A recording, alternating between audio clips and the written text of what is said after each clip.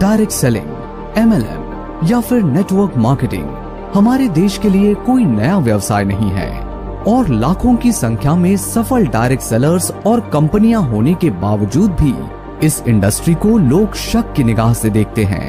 India is an ideal country for direct selling, क्योंकि हमारे देश में 140 करोड़ से ज़्यादा की जनसंख्या है। दुनिया की सबसे युवा आबादी हमारे देश में रहती है। हम लोग मोस्ट सोशली बाउंड कंट्री के रूप में पूरी दुनिया में जाने जाते हैं। जिस प्रकार का हमारा सामाजिक ताना बाना है, तो वो कहीं ना कहीं डायरेक्ट सेलिंग में बहुत हेल्पफुल रहता है।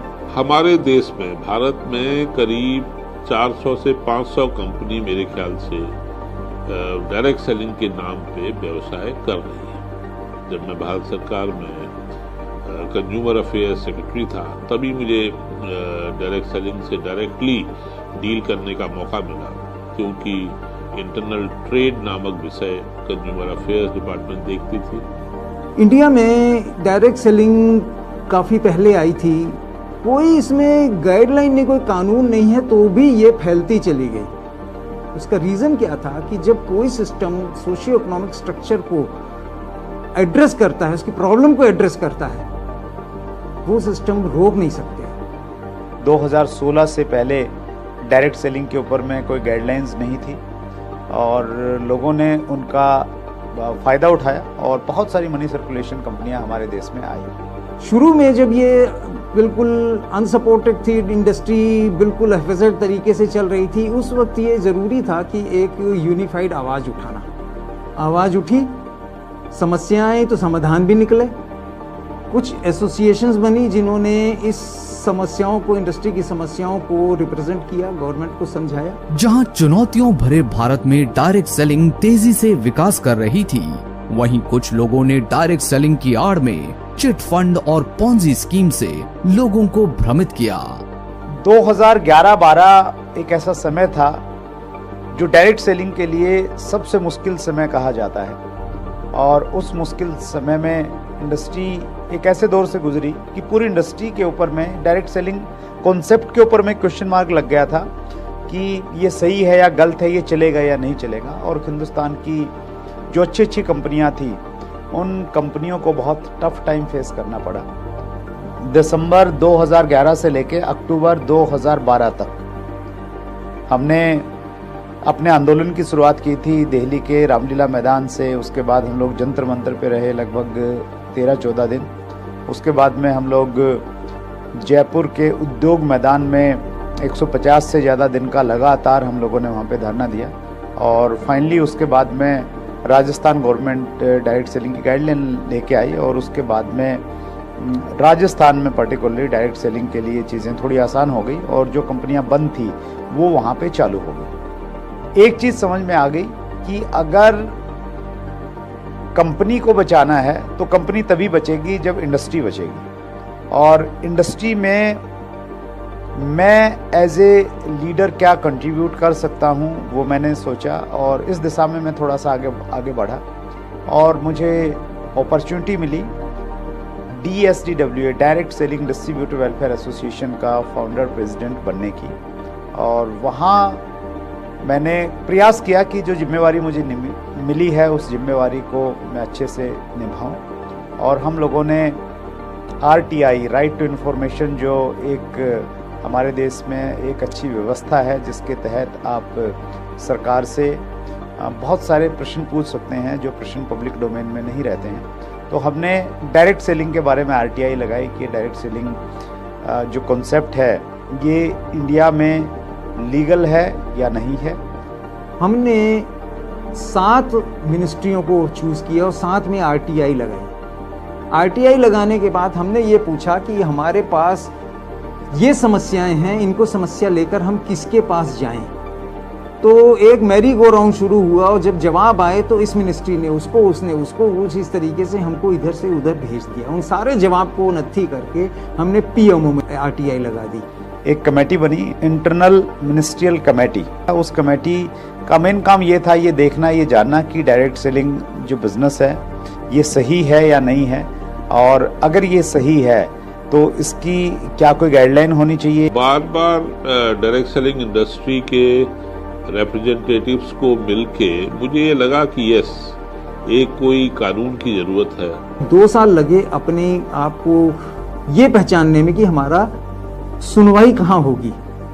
गाइडलाइन जो सेंट्रल की 2016 में आई है, उससे कहीं पहले सन 2012 में राजस्थान स्टेट की गाइडलाइन आ चुकी थी। उसमें federation of direct selling association का उसमें उल्लेख भी है कि उनकी मांग पर ये दिया जा रहा है। वर्ष 2020 डायरेक्ट सेलिंग के इतिहास में महत्वपूर्ण मील का पत्थर साबित हुआ।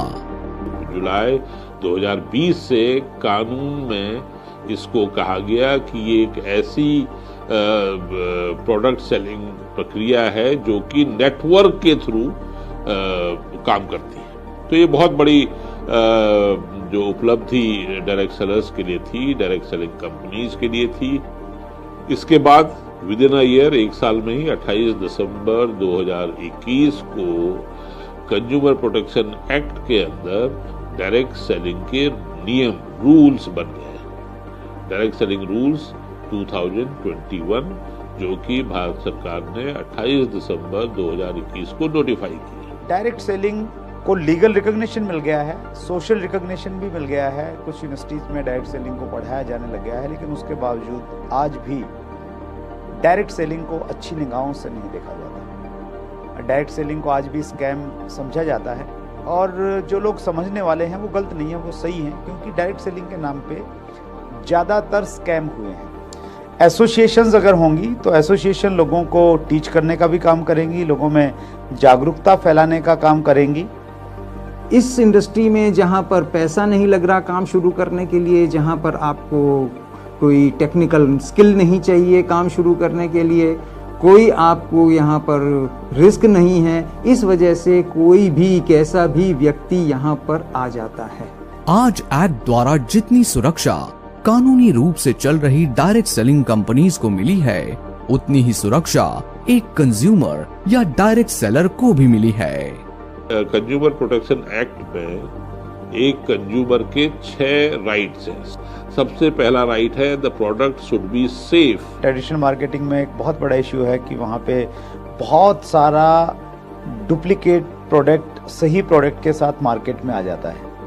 डायरेक्ट सेलिंग में वो इशू खत्म हो जाता है। तो कंज्यूमर जब डायरेक्ट सेलिंग का प्रोडक्ट कोई भी कंज्यूम करता है तो उसके दिमाग में बिल्कुल भी ये संदेह नहीं रहता कि ये प्रोडक्ट असली है, नकली है। दूसरा है इंफॉर्मेशन, जो मेरा प्रोडक्ट है उसके बारे में ट्रांसपेरेंट वे में पूरी इंफॉर्मेशन कंज्यूमर को मिलनी चाहिए कि मैं आपको क्या बेच रहा हूँ, ये कैसे बनता है, कैसे मैं कहाँ से मैं सोर्स करता हूँ, कितना एथिकली मैं सोर्स करता हूँ। Safety, information and choice.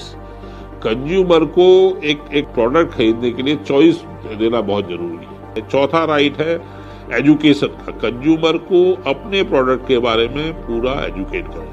और आप देखेगा, आप लोग जो डायरेक्ट सेलर इस वीडियो को देख रहे होंगे, आप लोग हर समय यही चीजें कंज्यूमर को बताने की कोशिश करते हैं। तो आप डायरेक्टली, इसलिए मैं कहता हूँ कि डायरेक्ट सेलिंग चैलेंज को लेते हुए मार्केटिंग है, ये आसान नहीं है। इसीलिए जो सोचते हैं कि तो बड़ा आसान है, इसमें तो भाई एक का माल दूसरे को बेच दो और हम व्यवहार करें या न करें कोई मतलब नहीं रहता। तो ऐसे लोग मेरे ख्याल से डायरेक्ट सेलिंग में ना आए तो अच्छा है, क्योंकि डायरेक्ट सेलिंग में आपको बहुत विनम्र होना पड़ेगा, आपको बहुत धीरज से काम करना पड़ेगा। ओवरनाइट इसमें कोई पैसा बना नहीं सकता और न बन सकता, और कोई भी ऐसी बिजनेस नहीं है जहाँ की ओवरनाइट पैसा बनता है। डायरेक्ट सेलिंग एक it is more of social cause, more for social cause, एक सोशल सर्विस की तरह से इसको लीजिए।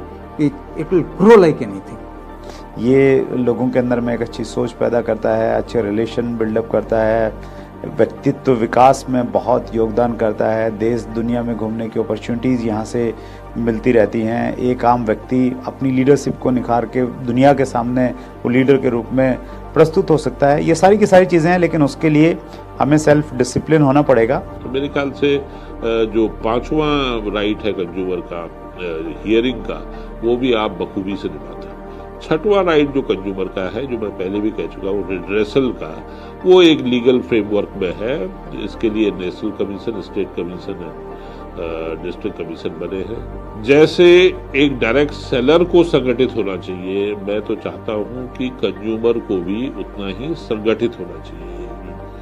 जिससे कि दोनों का भला हो। कई सारी एसोसिएशंस हैं हमारे देश में, वो एसोसिएशन अगर सब मिलके एक एसोसिएशन हो जाएं, जॉइंट ग्रुप में अगर अपनी आवाज़ सरकार के सामने रखें, तो मुझे लग रहा है कि वो और अच्छा होगा इंडस्ट्री के लिए। और मैं बहुत आशान्वित हूँ इस विषय पे।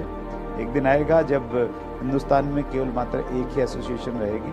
अनफॉर्चुनेटली बैड एम्बेसडर्स इस इंडस्ट्री में बहुत है, क्योंकि वो थोड़े दिन आए, उन्होंने देखा और उनको बताया गया कि भाई यहाँ तो बहुत ही, यहाँ तो पैसा ही पैसा है, माला माल हो जाओगे, और वो सोचे कि पहले दिन या पहले हफ्ते या पहले महीने या पहले साल में हो जाएंगे, तो वो नहीं हुआ। तो वो फिर जो है अपनी या इस प्रोसेस को, ये नेटवर्क मार्केटिंग को ही बदनाम करने लग जाते हैं। तो please beware of those people, उनसे सावधान रहें।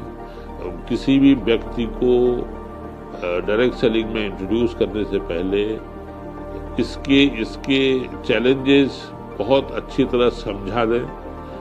डायरेक्ट सेलिंग इंडस्ट्री में हमारे यहाँ पे कल्चर है कि जो भी लोग अचीवर बनते हैं, जिनकी ज़िंदगी में बदलाव आए हैं, उनको हम लोग दूसरे लोगों के सामने प्रस्तुत करते हैं ताकि नए लोगों को प्रेरणा मिले और वो रिलेट करें कि जब इसकी ज़िंदगी में इतने बदलाव आ गए तो मेरी ज़िंदगी में भी आ सकते हैं। ये साइकिल पे चलता था, आज इसके पास में मर्सिडीज आ गई है तो मेरे पास में भी आ सकती है। ये एक टूटे हुए घर में रहता था, आज बंगले में रहता है तो मेरा भी बन सकता है। तो ये पक्ष तो हम लोग दिखाते हैं, लेकिन इसके ऊपर में जो कंडीशंस अप्लाई हैं वो अक्सर हम लोग भूल जाते हैं।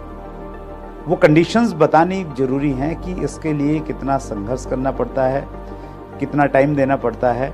अगर हम लोग उस प्रकार से अगर कहीं ना कहीं बताएंगे तो एक अच्छा संदेश जाएगा। और जो लोग किसी लालच के बस में आ जाते हैं, या कुछ लोग ये मान लेते हैं कि डायरेक्ट सेलिंग तो एक लॉटरी जैसा है कि अगर लॉटरी लग गई, और बहुत सारे लोग कहते भी हैं कि ये तो किस्मत का काम है, किसकी अच्छी चल गई तो वो कामयाब हो जाता है, किसी के नीचे 2 लोग अच्छे 4 लोग अच्छे मिल गए तो वो उसकी ऐस है और बाकी लोगों के लिए बड़ी मुश्किलें हैं। तो ये हमारा फ़र्ज़ बनता है कि हम इंडस्ट्री की अचीवमेंट्स दिखाएं, और अचीवमेंट्स कैसे मिलती हैं, जो प्रोसेस है वो भी अगर हम लोग बताएंगे तो एक सही संदेश समाज में जाएगा, लोगों के बीच में जाएगा। There is no entry barrier. एक ही बैरियर है कि आपको मेहनत करना आना चाहिए। अगर आप मेहनत नहीं करेंगे, आप विनम्र नहीं होंगे, जो एक ही बार में सफलता नहीं, बार बार मेहनत करने के बाद सफलता अर्जित करना चाहेंगे, तो there is nothing like direct selling. WFDS world federation direct selling association के अगर हम लोग 2020 के डाटाज देखते हैं तो उसमें हमें मालूम चलता है कि हिंदुस्तान का जो CAGR है, 3 साल का CAGR, वो सबसे ज़्यादा रहा 17.6%। सो ये एक बहुत अच्छा संकेत है कि हम लोग बहुत तेज़ी के साथ में ग्रो कर रहे हैं। मैं तो यही कहूँगा कि long live direct selling in India. आज करीब 15,000 करोड़ का टर्नओवर इसका हमारे देश में है, और मैं तो चाहूँगा कि बहुत जल्दी ये करीब 1,50,000 करोड़ की इंडस्ट्री इस देश में बने, और इसका एक ही संगठन हो और सब एक साथ मिलके काम करें।